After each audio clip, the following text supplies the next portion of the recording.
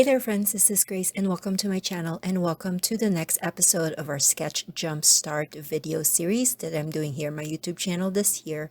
So with this one, the sketch calls for a large photo in the middle, and then there's this block on the bottom, also in the middle, and it has the title and the journaling, and then there's these three circles kind of creating visual triangles. So I'm going to do that here, but I don't really do enlarged photos anymore. I used to do that, especially if there's a photo that I really like. But nowadays, I just like more photos in my scrapbook pages. So I am actually going to create a collage for my four photos. So it's still going to be a large space in the middle, but it will have more photos in there. So that's something that I'd like to encourage you to look into if you're seeing a sketch that has a big photo, maybe just a single photo. Let's think about how we can divide that space and fill in more layouts or more photos rather, if you rather use smaller photos. So I have two vertical and two horizontal photos. So I am also matting them on this green paper. It's kind of a light mint green paper, and I'm gonna do the horizontal photos first because that will help me see where my alignment is for my vertical photos. And I know that doing this, I will have a gap in the middle. I know that moving into this sketch. So I'm going to fill that in with some other papers. But I am going to trim all of the block that I created. And I'm going to, of course, leave a little bit on all edges of the photo collage so that it will have a mat all around it. So that's going to be the center. And I am backing that up with some kind of wood grain paper. All of these papers come from close to my heart, and it's a winter collection.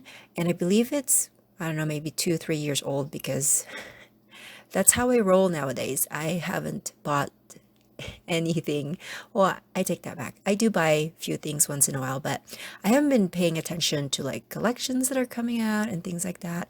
So I am just kind of in the mood to appreciate or to enjoy the items that I already have.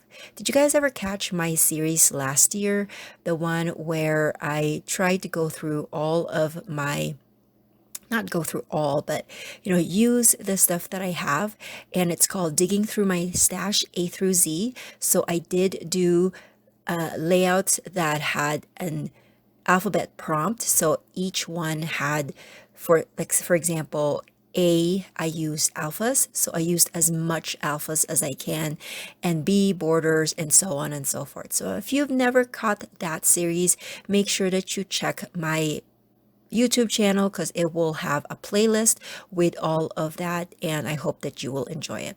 So this time I am pulling out more of these papers. I have them in a plastic baggie and I just store them, of course, by the collection because I know that they will all match.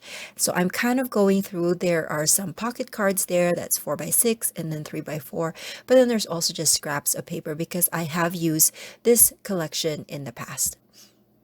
And if I remember, I think I had videotaped the double page layout that I created using this collection. If I remember, I will make sure to link that in the description box so that you can check out another kind of Christmassy layout with this same collection. So let's talk about the photos now. These are photos of my son creating cinnamon rolls on Christmas Eve. This was 2 years, no, 3 years ago, 2019. And I used to make cinnamon rolls, like just the Pillsbury one. But then he said that, homemade would be better. And I told him homemade takes a longer time. And he said, well, I will do it. So this is one of the things that I have been more conscientious in teaching my kids is to be more comfortable in the kitchen. I have this belief that this, what is it? It's like it's not a parable, but the idea that if you give someone fish, they will eat for a day, but if you teach them how to fish, they will eat the rest of their lives. And so that's kind of my thought with my kiddos, is that they will need to cook at our house so that when they do leave the house, they'll be comfortable enough and they'll be able to feed themselves without, having to always go out and eat out and have somebody else make their food for them. So anyways, he made the cinnamon rolls and it was super yummy.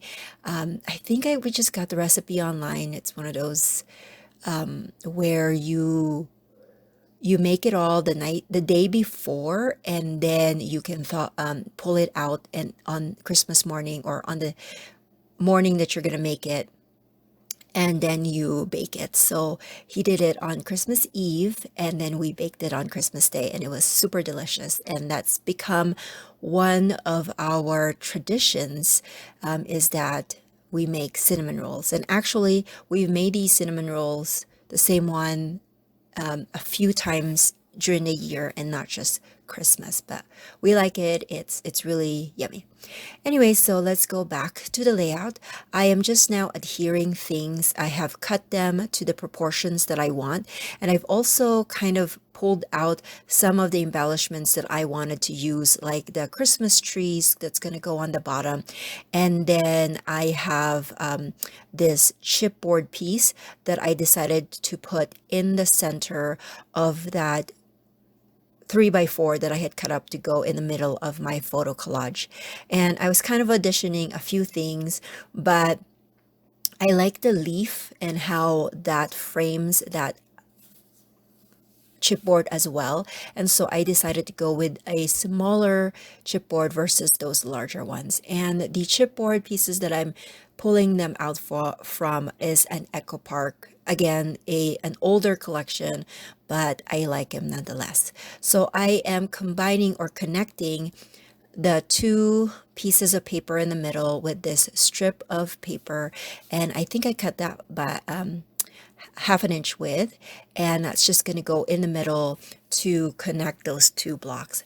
And then I had pre-printed my journaling, and I printed it off on craft cardstock just to give it a little change, because I usually print all of my journaling blocks on white cardstock, so I changed it up a little bit. And then the title will be Always Joy, because I wanted to combine this chipboard joy with another word. And I went through my thicker stash and I found a script word that says always, so I'm going to do that. But when I laid down the chipboard onto that darker piece of paper, I'm noticing that it's not, I don't know, it just looks like it's not standing out very well. So I pulled out a scrap of vellum, and then I placed that on top of my pattern paper, and then placed the chipboard on top of that, just to kind of have that differentiation. I don't know why I can't talk today, but differentiation between the pattern paper and then the chipboard. And then of course I'm going to put my always, which is a script. I like to combine scripty and serif font just to kind of give it a little bit of difference. And then now I am going to glue the trees. Now I'm going to add some foam adhesive to this little one just to give it a little bit of dimension. And basically I'm going to be decorating. So I'm going to add that there, but I'm looking at it, and I needed a little bit of visual triangle here.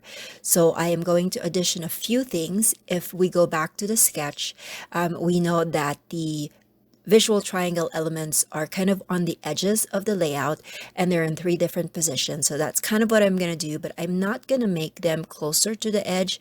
Instead, I'm going to kind of make them butt up against that collage that we have built, just so that it's more like they're closer to each other, and it looks more cohesive that way because they're all connected to one another.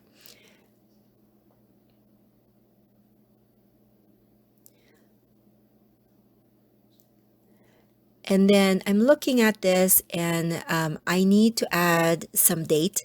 I'm noticing that I neglect to put dates on my layouts, and then I go through like months, and then I have to go back on my computer and put put it on.